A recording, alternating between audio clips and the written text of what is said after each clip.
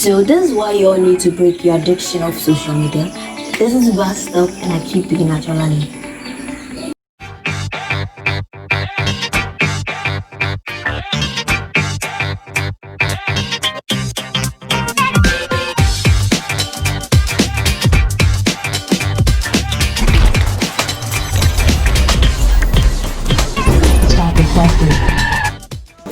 So welcome back. It's still Adwoa, and we are still talking about social media addictions and what the addictions can make you do and all that, what causes the addiction and stuff. Let's start with facts about social media. Did you know that social media has an inbuilt algorithm that keeps records and tracks everything that you do on social media? Did you know? The algorithm, what it does is it keeps record of everything, as I said before, how long you watch a post, what you comment on a post, how frequent you visit a site or a page or a follower.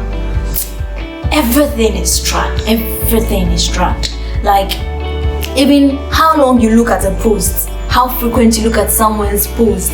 Yeah, everything is tracked. So let me use this scenario to explain how the algorithm works. Okay. Assuming Kofi posts something and uses a lot of tags, because most of the times people use tags to get people's attention. Okay, so Kofi is selling maybe shoes and has these tags on it.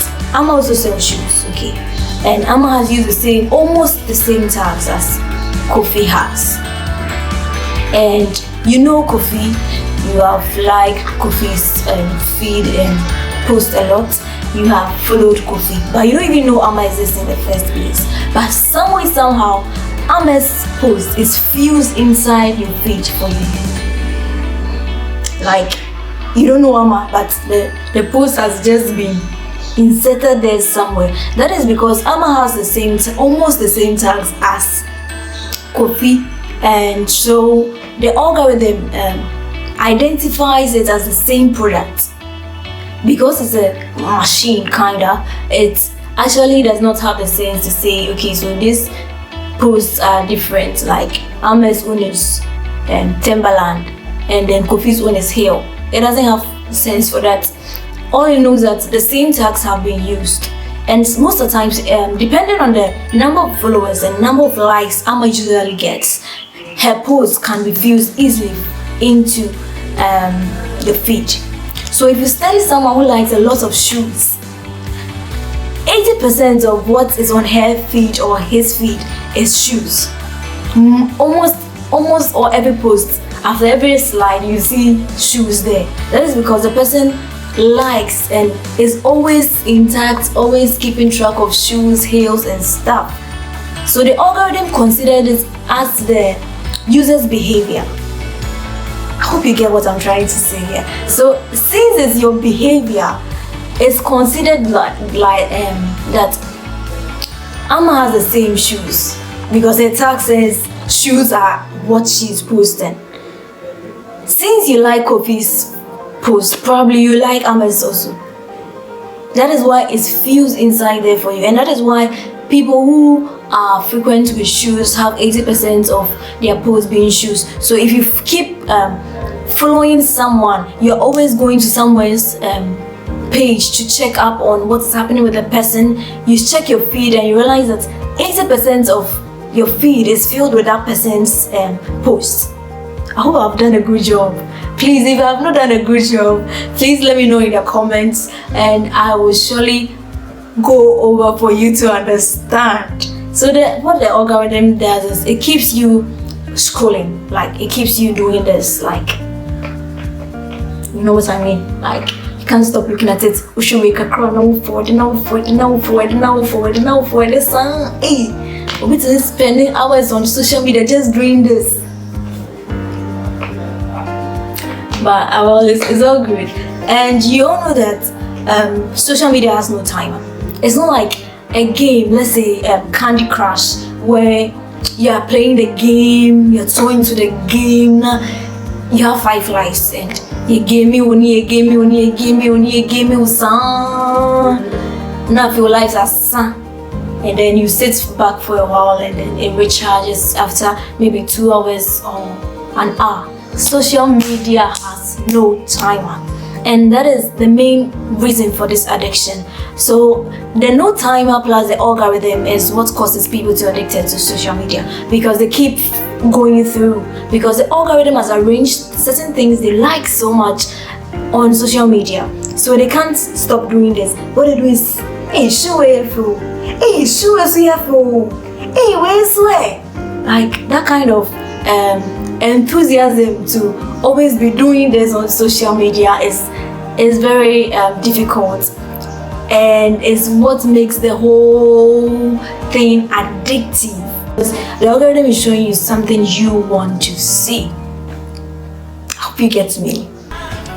The reason why we tell people to break the addiction of this social media craze is, one, it wastes time and money. You waste a lot of time and a lot of money on. I know people who have been actually fired because instead of working, they were on social media chatting. Yes, it's so possible. It's very, very possible. And that is because they are addicts. When their phones are not even with them, they feel they are dying. Like, God, where's my phone? Like, it feels like that is the air they breathe. And they are so much in a hurry to always look at social media so much that when their bundle is finished, then hurry in. Then I'm going to recharge again. Like, just to go and recharge. And after recharging, they spend hours on social media. I was once an addict, so I understand everything that is going on. Like, when you are supposed to be asleep, you are doing this. And mommy is a very strict person. Mommy is a very strict person to the extent that she doesn't, what you are doing, unless you're able to convince her that I'm actually doing something educative, she doesn't understand why you are still online, why you have your phone as at 10 p.m. when you should be asleep. She believes in early to bed, early to rise. And so, acha by 4:35, you have to be awake, whether you have something doing or not. You have to wake up. And usually when I'm supposed to be sleeping, I'm doing this, and she knows that's what I'm doing. So she'll come to my room around 4 a.m. and come and wake me up. So I'm sleeping at 3 a.m. and I'm waking up at 4 a.m. And it seems I've wasted so much time looking at social media that I'm not getting enough sleep. And now sleeping has become an issue for me. Yes, so I really want to tell people it's bad to get addicted to social media.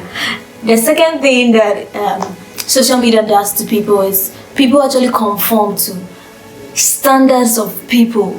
People look on social media and think everything there is real. It's not.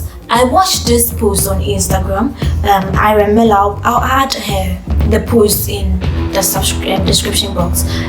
She was actually talking about how you can use a phone case to pretend it's an iPhone using I think PicArt. Yeah, you can actually turn a phone case into an iPhone, and you see someone doing this and you think the person is rich, the person is hustling and stuff. You don't know what the person is doing. People are getting surgeries for big butts just because of social media. They saw someone having big ass and big breasts and stuff, slim waist, and then they felt, okay, since this person, mostly celebrities they look at, so some celebrities have to really check the way they promote certain things, but well, I can't comment on that. So yeah, and they also go through stress. They feel they are not enough just because probably they don't have big breasts or big ass, or I don't know, a lot of things go on, and then they spend hours, money on waist trainers and stuff. Meanwhile, they can't even afford it, and they waste so much money on certain things. Hashtag relationship goals, hashtag friendship goals, without even thinking about what went into this whole issue of friendship. They think friends, since this celebrity is a friend with this one, I can also be friends with this one, and post it online, put everything of my life online. The celebrities, they don't put everything online. Some of them do, but not everything. They don't just post everything. And someone actually said, I miss the times when we had diaries, and then we just go into our diaries and write whatever we have down. Like, now everything is on social media. You just have to click and check the person's name, page, and you know exactly where you can find a person, which is not really hygienic. Let me say, yeah, it's not really hygienic. So the third thing I want to talk about that as addicts actually make me feel is it has made our culture feel very less. People look at outsiders and then they feel, since outsiders are able to do this, I can also do this. Meanwhile, our culture does not. The Ghanaian culture is very rich. If you don't know, they also calm down. They actually want to be like us. Meanwhile, we are so busy wanting to be like them, wanting to dress like them, wanting to speak like them, that we actually forget who we are in the first place. Come on, education is good. Literacy is very good. And speaking is also good. But once you learn how to speak other people's language, learn to also master yours. That is one thing I always say. Learn to master your language. Me, what the tree share, maybe the tree base share. You think say we speak the profo, then below no, we speak so much that you don't know how to speak Ghanaian language. We speak tree in the house, strictly tree.